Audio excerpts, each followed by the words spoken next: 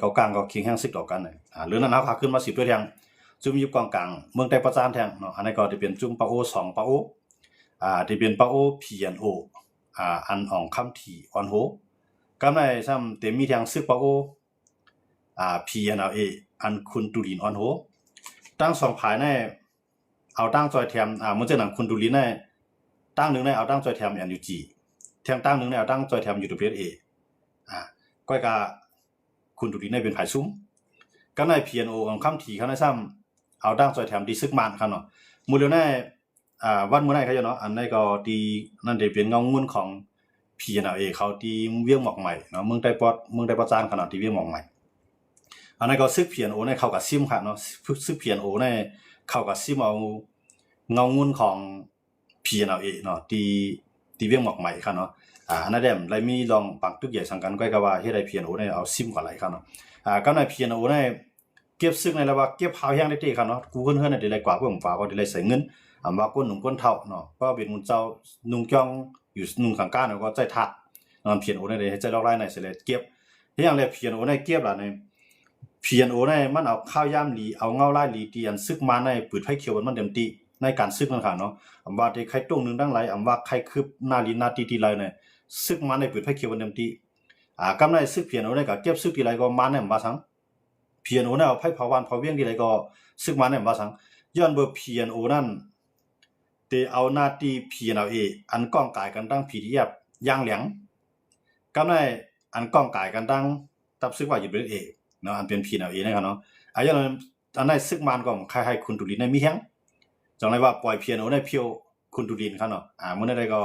ไล่กว่าซิมไล่ป้าเงางุ่นของ P&LA ครับเนาะอันนั้นก็จองว่าจอง P&LA เขาได้เข้าขึ้นมาซิมขึ้นแน่นั้นก็ได้ย่อมกว่าเฮ็ดจังได๋ก็เนี่ยอันนั้นได้เลยไปตัวทางในปาโอ2ปาโอมากันครับเนาะปาโอ P&LO ในเลยว่าเป็นอินแฮงหลักซึกมันเนาะเป็นอินแฮงอันแข็งแข็งไว้จุ่มนึงตอนตาเป็นตีนซึกมันเป็นตีนเป็นมือบันซึกมันในเมืองไต้ปะจานนะครับเนาะตั้งแทงตั้งนึงในมุนเส้นหนังตั้งตั้งปอดปังตะลาว่าสังว่าจังได๋ก็เอาซึกปาโอในโทขึ้นมาเอาตีอยู่ไว้ครับเนาะกำในตั้งจอกตะลงจังได๋ก็เอาซึกปาโอ P&O โทแฮงซึกเอาเข้ามาตีอยู่ไว้หนังหือPDF เขาเตรียมอยู่ได้เนาะหนังหือจุ่มลูกพื้นเขานั่นค่ะเนาะว่าจะเป็นย่างแรงเขาเนี่ยเตรียมหนังเตรียมอยู่ได้เนี่ยทางด้านนึงมันจะหนังภายขุนเมืองป้ายก็เอาซึกปาโอในโทใส่หมดแล้วนี่ก็เลยว่าซิมไหลเปลี่ยนส่วนใหญ่ครับเนาะอันนี้ก็บอกว่ามาในพวกตั้งห้องก็ปล่อยให้เจ้าเครื่องมันขึ้นเอาค่าย่ำดีสั่งอย่างเฮียงก็ในพวกตั้งจ้าเนี่ยก็ปล่อยให้เพียนโอในก็มีเฮียงให้เลยควักเอานาลินเพราะว่าปล่อยเพียนโอในควักนาลินที่ไหนตั้งนามาในมาน่ะเดี๋ยวเพียนโอในตึกอาซีเรียก็เป็นไรครับเนาะย้อนเมืองมันเหลือในตั้งเมืองปั่นพี่ต้องได้มีเทียงจุ่มเพียนโอเขาก็ได้เข้ามาตั้งปอดสายปังปีเมืองปั่นนะครับเนาะตั้งในก็ได้เข้ามาทางตั้งนึงในก็ได้กะญากันตั้งหมอกใหม่เนาะซีเรียไทยตั้งเพียนโอในพวกมาในปล่อยโทษได้ในซีเรียพวกมันหลุดตึกซีเรียในมันเต็มเอาตุงเข้าตึกเนาะย้อนบ่ซีเรียในกำว่า NCA เนาะก็ในเตียวปาโอในเขาตึกปาโอในเขาตึกในเจ้าขึ้นหนังกันตึกกันมันที่มาจอยปาโอเพียนโอเพราะฉะนั้นแล้วเนี่ยที่สร้างปังตึกในใหญ่ขึ้นยาวก็มันก็ที่เอาข้าย่ำดีเสียแล้วทูยังซึกเนาะอันนี้ก็ที่เกิดขึ้นในเมืองไต้ปะจานครับเนาะมื้อในปาโอเพียนโอในลามมาแห้งครับเนาะเรียกว่าเพียนโอในแห้งซึกมันก็นำครึ่งกองกลางก็มันจอยเต็มที่ในเพียนโอครับเนาะเพียนโอในก็ตั้งนึงมัง PDF ตั้งนึงมัง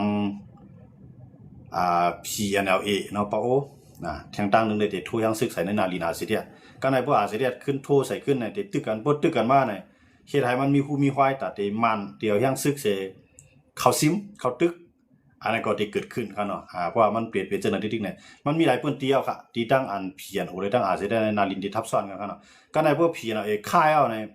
พวก P&LA นั้นมันได้ตรงกันทั้งหลายทางเพราะมาเหยียบงานในนาทีอาซิเดียในอาซิเดียตั้ง P&LA ก็จังตึกกันแท้ย้อนเบอร์ P&LA ในปลาย P&Oเฮ็ดไหนก็ตั้งขึ้นตึกกันขึ้นก็เป็นไรครับเนาะแต่ว่าตั้งเมืองใต้ปะจานก็มันห่างแฮ่นไว้กันไหนพวกทางสายตั้งปะจานก็เนาะมันจะนั่งเอาปาโอใช่บางคนเอาลาหู LTU เลยตั้งว่าอยู่ด้วยห้วยอ้อเนาะอันนั้นก็มาเคียงๆแท้สังเกตว่าอยู่ด้วยตึกกันมันก็ฮู้กันมันก็ได้เลยจอยภาย LTU เนาะย้อนเบอร์เขาเป็นพันธมิตรกันเป็นโอลีกันอันนั้นก็เป็นตั้งนึงว่าเมื่อเฮากันได้มันตึก ผายอะไรก็ตึกได้จังเป็นพื้นเป็นไผ่ที่นั่นขนาดเนาะตั้งผายอะไรก็กำไรเจออันมีบางตึกมีตีทับซ้อนในเหมือนเจอหนังปอดเกซี่เมืองหนองเมืองสู่ลายคาเจอในจะได้เป็นพื้นที่หาเฮ็ดกินเตรียมใจพื้นที่บางตึกขนาดมันยันเบอว่าอยู่ WA ได้ตั้ง LFP เขาคุมบารังวิรุจิตเขาเลยว่าเขาโฮมือกันไล่หมดขนาดในเขา3ผายซึ่งบารังซึกมันว่ามี4ผายเนาะซึกมาในซึกปฏิบัติซึ่งได้ซึกว่าอยู่เลยซึกวิรุจิต7ทับ8เขาสิจุ่มหัวมือกันอันนั้นแหละตัดได้เฮ็ดไปบางมีตั้งนึงในรายคานั่นแหละอันว่าได้เป็นสายทุ่งเยื่องเนี่ยอันว่าได้สายวันใหม่น้องลงเนี่ยวันใหม่น้องลงเนี่ยเขาได้คุดค้ำกันเนาะกำไรปอสายเมืองนองเนี่ยปอสายเกซี่เนี่ยซึ่งในก็ได้คุดเลียทัดเนาะได้คุดพลอยเหมือนเจ้าหนังดังสายวันปางซึ่งได้เขาคุดเอาครับเนาะกำไรตัวสายวันมอนซึ่งในก็เขาก็ได้คุดแทงบอกว่าซึ่งในพื้นที่ซึ่งในเขาสีจุ่มในหัวมือกันหมดอ่ะนะเพราะว่าในนาทีซึ่งในเพราะนาทีวันปางนี่เป็นนาทีปิดุจิตเจ็ดหับเปียเนาะอันวันโหเลยเจ้าต้นน่ะอันนั้นก็หัวมือกันดังซึกว่าหัวมือดังซึกปฏิบัติสูงซึ่งได้หัวมือดังซึกมันในสีจุ่มในเอาเฮ็ดปลายมังมีในพื้นที่ซึ่งในเขากุ้มกำไรเขาตั้งกิ๊กตั้งหลันเมื่อเช้าอาจจะได้ก็จังเมื่อเก้าเพราะว่าเมื่อเก้าเนี่ยก็มันจะเป็นห้อยเป็นหูเป็นห้อยให้ได้ใต้เขาในใต้ดอกใต้กันเลยตึกกันสิได้ก็จังเพิ่มแห่งซึกข้างในปุ๊บเพิ่มแห่งซึกข้างในก็เขาเดี๋ยวลองตั้งว่าสิได้ป่นเปลี่ยนคอตกลงกึดตึกเขาก็เดี๋ยวละลายผายโฮมมือในมังอาจจะได้ทั้งยังเพราะฉะนั้นอาจจะได้ก็การได้เคียงแห่งซึกไว้จอมสายเมืองปั่นเคียงแห่งซึกไว้จอมสายหมอกใหม่วงหมอกใหม่นี่ก็จะเปลี่ยน PNA PNO เขา PNLA เลยตั้ง PNO เขาเนาะ PNLA นี่ก็มันจังเขาว่า PNLA นั่นเป็นตัวเตี้ยนของ USA ยาก็เฮ็ดก็PDF เนาะมันจัง PNO สำเร็จก็ซึกมาเนี่ยก็เขาก็ทำมาที่เมืองที่หมอกใหม่เพราะอันน่ะตามที่หมอกใหม่นี่ก็มีอาเซียนไว้ครับเพราะวันดีขึ้นดีเขาเหยียบงานนาดีนั้นเขาเหยียบในนาทีกันนี่ก็เขาก็ได้ขึ้นมังขึ้นนะนั่นก็อาเซียนเลยมัง PNLA เนี่ยอันนั้นก็เลยมัง PNO เนี่ยพวกมัง2จุ่มเนี่ยพวกมัง PNLA ได้เต็มพวกห่างหายยันว่าใน PNLA แห้งบ่นำพวกมัง PNO เนี่ยมีบาซึกมันนั่นก็ได้จังเย็นเป็นบางตึกมากครับเนาะ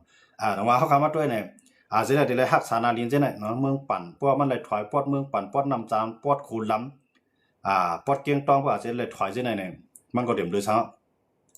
ยันเพราะฉะนั้นแล้วมันก็เต็มจังกว่ามันจะเมืองกึ่งไล่คาเกซีเมืองหนองเจ้าเนี่ยจะเป็นพื้นที่อันอยู่ด้วยเขาเนี่ยเนี่ยเอาข้าวย่ำดีสิเลยคุดโคของไตลินเนาะป่าไม้เนี่ยได้จำบ้าอย่างก่อนเนาะเดมีมือเรือนั่นแหละมันจะเป็นเล่ทัดเล่เอื้ออันอยู่ไตลินนะครับนะมันจะมือเรือนั่นได้ไล่คานั่นได้เขาตอบซอกหันไล่เดียวเนาะเขาก็ได้อันคุดออกมันเสียงวันปังอะไรน้ำหนาวครับวันปังอะไรตอกน้ำวันเอานะมันเสียงวันปังอะไรครับเนาะวันปังนาทีปีทุจิตก็อะไรโคมือสามพายครับวันนั้นมันจะนั่งซึกมาไล่คาในตั้งซึกว่าอยู่เลยซึกปฏิไม่สูงซึกได้ซึก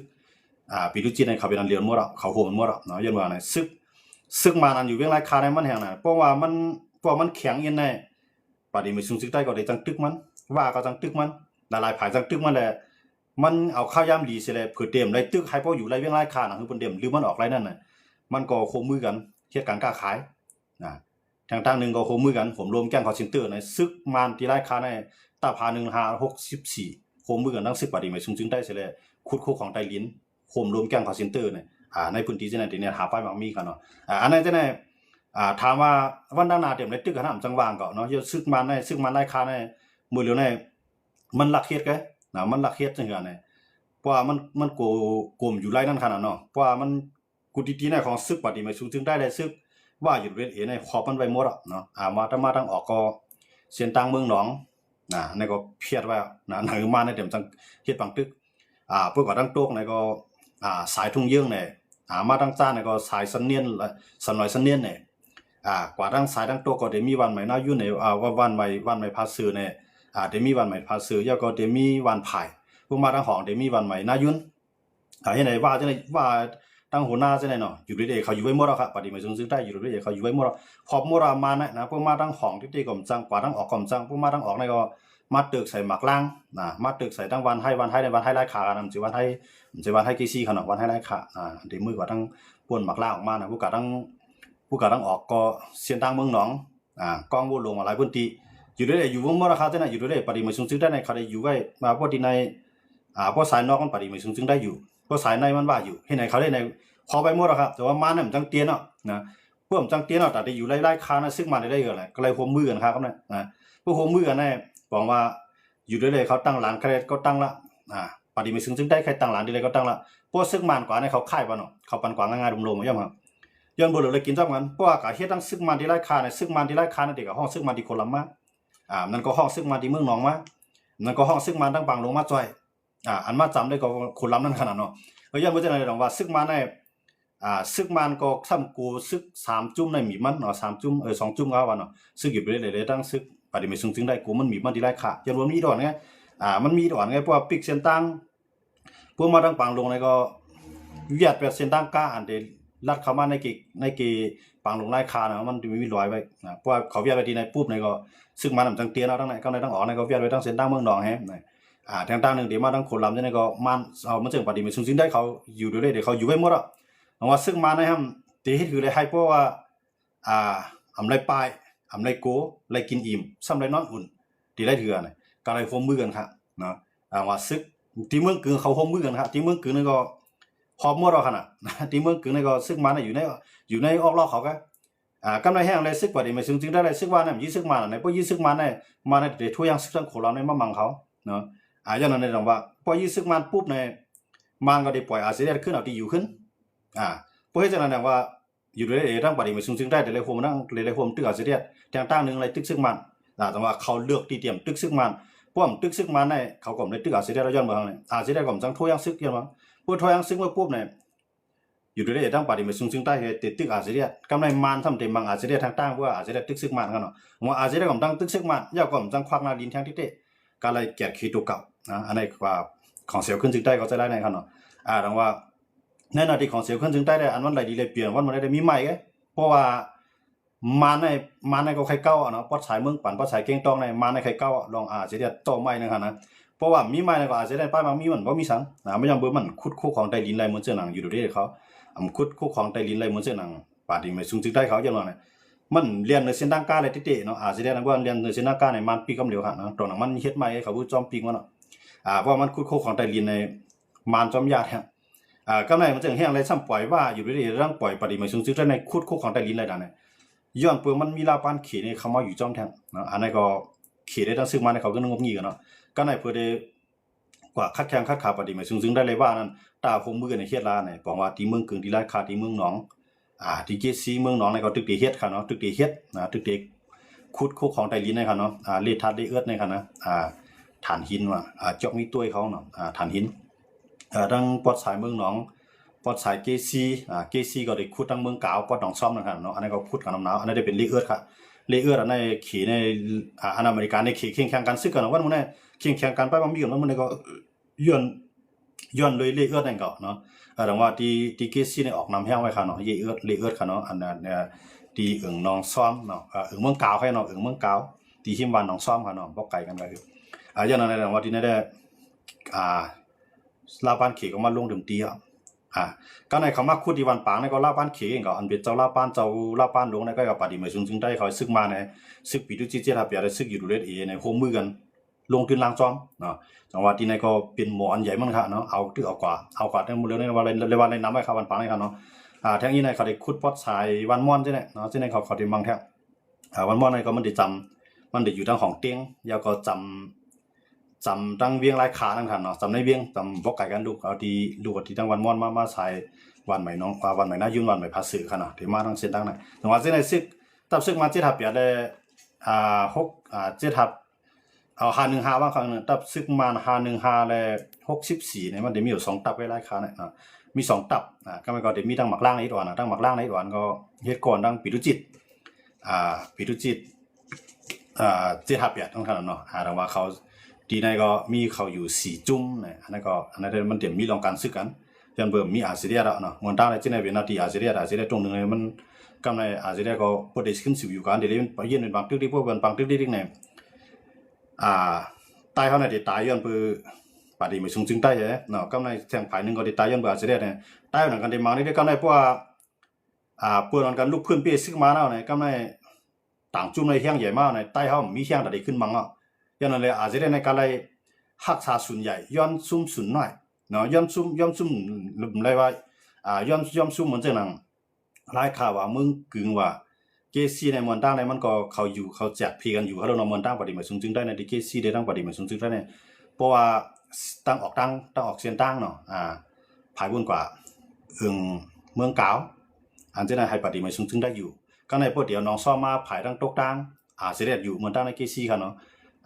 ก็กล่าวว่าหลังมาได้อาจจะได้อยู่ในสีเราเนี่ยเนาะกำในมันจะอย่างไรมือกึ่งที่นี่ก็อยู่ในสีรายคาเนี่ยก็ตอนเด็กจับผิดมันหมดเลยนะอยู่ไรกับใบหู้กันเนาะตอนเด็กคือเราคืออีหลอนนั่นฮะเนาะหลังว่าปอดสายทุ่งเยื่อจะเลยไปว่าตั้งทุ่งเยื่อจะเนี่ยก็มีคู่ของดินใต้ลิ้นในน้ำไว้แล้วมันก็เขาหายไว้ในทั่วเนาะ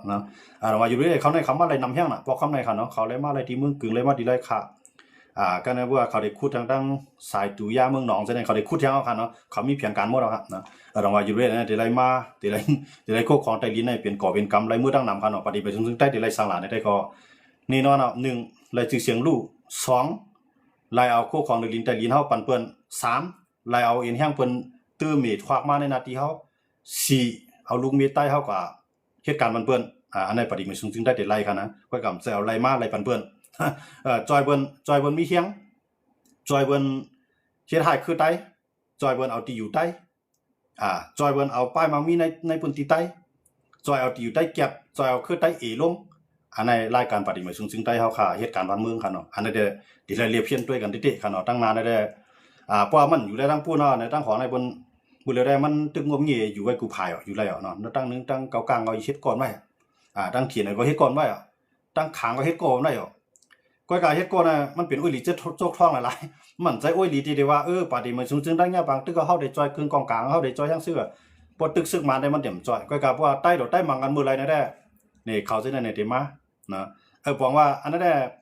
เฮาจอยประเทศการเนาะเอาลูกหลานเฮาก็เหตุการณ์เพิ่นนะหาบการซึกว่าในพอไรตึกมันมีไผจอยเฮาใต้ก็ก็ตายกวนก็ส่งเข้าก็เป็นใต้ก็กวนนั่นก็หามากองมันก็เป็นใต้แกกวนอันต่อต่างซึ่งก็เป็นใต้แกกวนอันได้ปลายก็เป็นใต้ขึ้นแกนะบ่ตื่นตั้งมันมีไผจ่อยก้อยกาเพราะว่าวันนึงมาใต้ดอกใต้ตึกกันนั่นแหละกูจุ่มพวกมีกองเฮาปันพวกมีกวนเฮาแมงพวกมีเงินเฮาจ่อยกูว่าหิมกันเลยนี่อันนั้นได้เพิ่นได้จ่อยเฮาก็ได้เพราะว่าใต้เฮาตึกกันเฮาได้จ่อยสู่เอาป้ายมักมีคู่ของในลิ้นใต้ลิ้นมีจิละสู่ละลาเฮามาไกเฮาเดี๋ยวเจ้าติลามาลงนี่ไหนอันนั้นเฮากวายเตรียมๆว่าฮะว่าจะได้กวายมาแล้วในแห่งซึกเพิ่นตื้อมาเนี่ย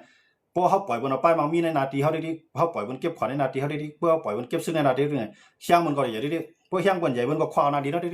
กำลืนมาแต่อีกันสิได้ตั้งแย่ผีเนี่ยที่มาชิมันอยู่เมืองป่านะทางหิน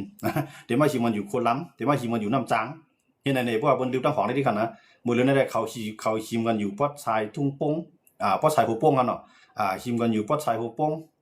ตั้งสิได้ตั้งแย่ผีตั้งอยู่ด้วยเขาปอดชายหัวโป่งเนี่ยก็เขาอยู่มีหลายจุ่มค่ะเนาะปอดหัวโป่งนะทางอินก็ปอดสีแฉงให้ไหนมันได้ล่ามลงมาเจาะกูอ่างโตเนี่ยดอกจอกเมืองเปียงน่ะเนี่ยมันควักมากขนาดนั้นย้อนไปจังเลยลองว่าการใต้ได้มันอยู่ในกำมือปฏิบัติซึ่งได้ไปแล้วหมดเลยนะเพราะว่ามันถอยตัวออกมาตั้งไว้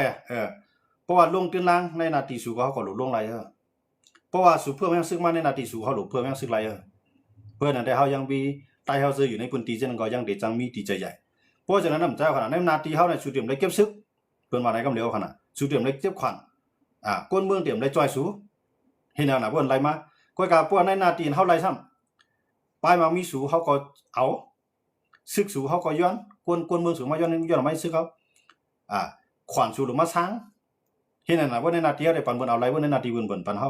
วันเมื่อนาเนี่ยเพื่อนเดเอาข้าวยามนั่นแหละสิได้สร้างแห่งเงินพอมีแห่งเงินก็มีแห่งกองพอมีแห่งกองมีแห่งก้นนะพอมีแห่ง3แห่งแล้วนะได้พอสุปลายก็หลุดตึกกันเนี่ยย้อนไปจากนั้นเพื่อจากนั้นเนี่ยตาเดียตึกซึกมันเนี่ยมันเมียนะเปิดตึกซึกมันปุ๊บเนี่ย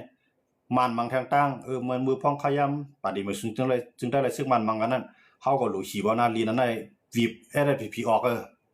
เห็นไหมน่ะก็ในมันก็ดีปล่อยให้มันวีบปล่อยให้เปิ้นวีบพวกเปิ้นวีบแล้วเนี่ยมันได้ขึ้นหาลอกลายขึ้นเขาขึ้นครับว่าปฏิบัติจึงได้บนวันมากเนี่ยซึกมันได้ขึ้นคำว่าจอยจอยให้สูงขึ้นดีอยู่ขึ้นเฮ็ดไหนกำไรเฮียงทั้ง2ผายเนี่ยขึ้นพวกผายอะไรมีเฮียงก็มันน่ะเดเอาเทียงเตมาจอยผายเฮียงอ้วนให้มันขึ้นกับมีเฮียงให้ขึ้นบางเทียงเฮียงใหญ่อันนั้นได้เพียงการของมันครับเนาะย้อนไปจังได๋ดอกว่าเฮาคามาด้วยเนี่ยเพียงการเมืองใต้เนี่ยเฮาคามาด้วยกำเนิดสุดมาในใต้เนี่ยได้เลยขึ้นขี่มันขึ้นแกเนาะมันจังเฮาคาว่านั่นน่ะกูตั้งในบนหิมะเราครับลูกเนี่ยนะอย่าไปว่าโอ้ยดีกัน อ้วยลีกันเนี่ยอันนั้นได้อ้วยลีกันได้ในเพราะว่าการซื้อการตึกกันได้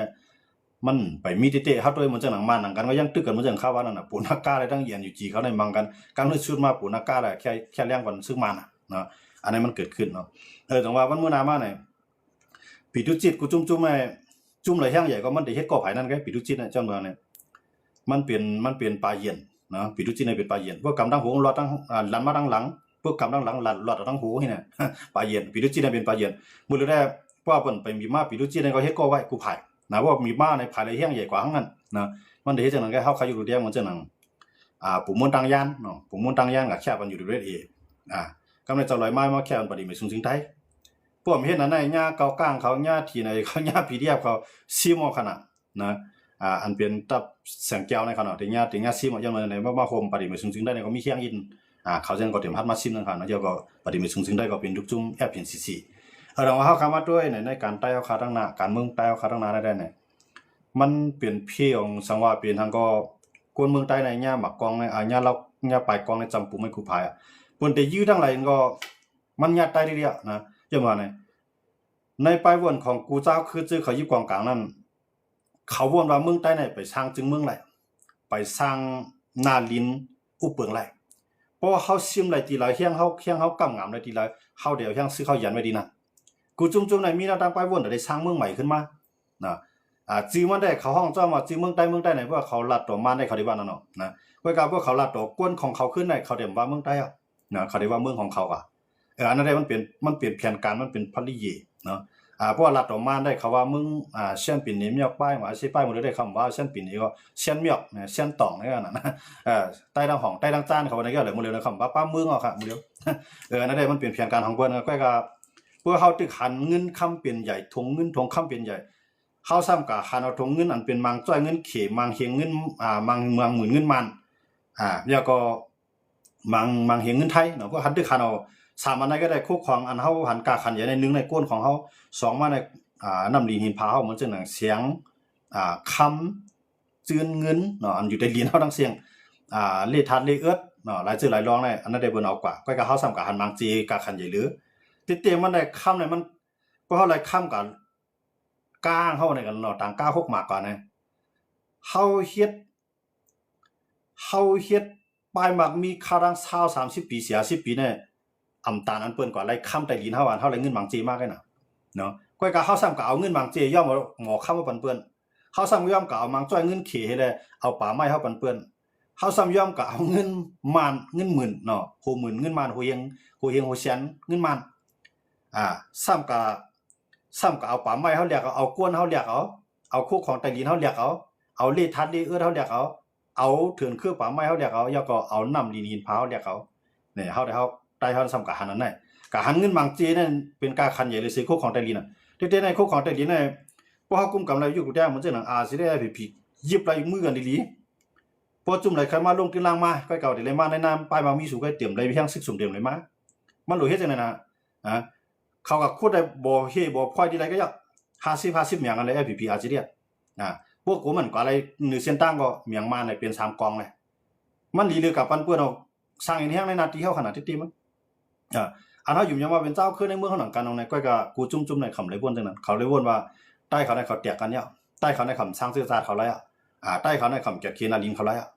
ใต้เขาได้คำเกียรติเคก้นเขาไรเขาหันจังไหนแหละพวกเขาเอาไล่ในคำใช่ว่าเอานั่นเอาคู่ของใต้ลิ้นก็กวนบ่สู่อยู่ในนาทีเฮาเนี่ยสู่เตรียมเลยจอยใต้สู่เตรียมเลยตรงนึงการเมืองสู่อันนี้เกิดขึ้นเอาหันสินาตั้นตาเขานะหันสินาตั้นตาก็ในเขาใครมีเขามีนำในแค่จอยซื้อเขาก็สู่เดียปันเผาบ่อยู่จำโคไล่ปันโคไล่สู่ปันแห้งโคไล่หรือเปียดบ่อยู่จำโคเขียวปันแห้งโคเขียวสู่อยู่ในนาทีเฮากับปันแห้งโคเขียวหรือเปียดกว่าทั้ง2ฝ่ายกันนั่นน่ะก็กับก้นหลวงเฮาซ้ำกับหันนี่สังลานเนี่ยกว่าหันเปิ้นเลยมังจ้อยเงินเขมันเอานำควายก็กับอันมันอยู่นั่นอันมันนอนเนื้อมันนั่นไตตีนอนมันนั่นเป็นหมอเสียงหมอค้ำหมอเฮหมอพลอยหลังจากนั้นเรามีกาขันมันอันอยู่จ้องค้างมันนั่นเป็นป่าไม้อันใหญ่หลวงมันกาขันกำไรโกนเฮาอันมีใจตรงยอกเหตุการณ์เฮาไผมันหาเจ้ากินค่ำเนี่ยขวัญขวัญก้นในก็เลยนำหนักนะขวัญก้นขวัญก้าขวัญให้ขวัญหน้าขวัญจักรขวัญขนาดนะกำไรเรือนก้าเนี่ยเอาขวัญนำก้าเนี่ยก้นซื้อเขา เพิ่นเกี่ยวบอกก้นเฮากะเพิ่นตึกมาเนี่ยผายบนก็เป็นใต้ผายในก็เป็นใต้นะเพิ่นเอาก้นลงอยู่ทางหลังเด้อ ใต้กันได้เรียนขึ้นสู้กันตายของผายนะเพราะตายที่ก็ก้นก็ย่อมที่นาลีนะก็เพิ่นเอากว่าได้ที่ตีเขาก็แก็บที่ขาก็แต่ว่าสังว่ามันสังว่าน้ำใจกว้างน้ำใจฮักเจอคือแก่นแข็งที่ได้เผื่อฮัดได้ปันเปิ้นตาหาหนังกันปันกันแหละนะพวกก็เอามือกึ่งมาเอาไล่คาแหละก้อยก็มือกึ่งไล่คาใน5-2คนเลยผมรวมมันผมใจจังนั้นเขารู้หมดเลยเอาบ่อยู่ทางในเขาเป็นหมดแล้วนะเพราะทางอินว่ากูกลางมาเนี่ยเขาเป็นอุ้ยลีกันรู้ว่าสุดตึกเขาตึกสูอ่ะว่าสุดตึกเขาให้กอบไปมามีกันน่ะไปกันในนาทีนั้นได้สุดเดียมแล้วยุ่งซังอันนั้นมันเกิดขึ้นนะแต่ว่าอันนั้นได้เปลี่ยนปัญหาเมืองใต้